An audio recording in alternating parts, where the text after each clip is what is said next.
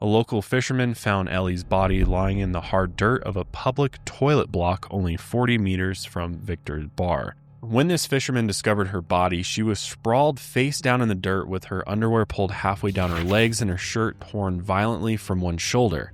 The fisherman went to tell the authorities, but luckily he snapped a photo of Ellie's body before he left the scene. Then around 2 hours later, another local woman came upon Ellie's body, and this time she was in a completely different position. Her underwear was pulled back up and she was lying in a bowing prayer position with her face in the dirt as if she had fallen face first.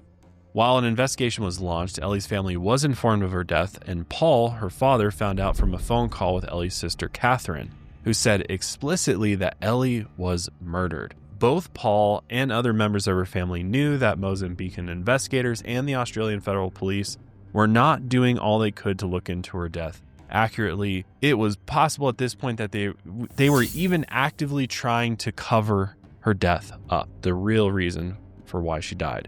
According to the first official Mozambican autopsy report, which listed death homicide as the most likely cause of death, she was actually killed by a large amount of sand that had entered her throat and blocked her airways. So following media reports in the wake of Ellie's death, most seem to point to the possibility that she had been and murdered.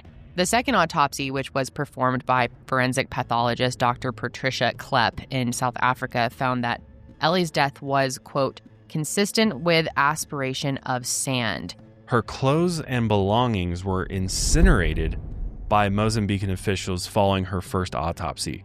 What the hell's up with that? I mean, I've never heard of that before. The only item of her clothing that was returned to her family was her badly ripped t-shirt. Look at it. It's totally ripped apart. The coroner knows this. They should be ashamed of themselves. The AFP and Coroner's Court, I tell you what, 6 years this has gone on for. She's got blunt force trauma on the face, the top's ripped apart, her body was moved from the beach to another location. They've got all these facts.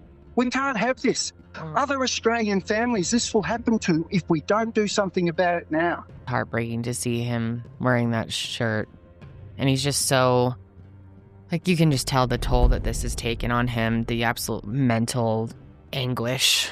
Just horrendous. To have no answer. It's just got to be so frustrating.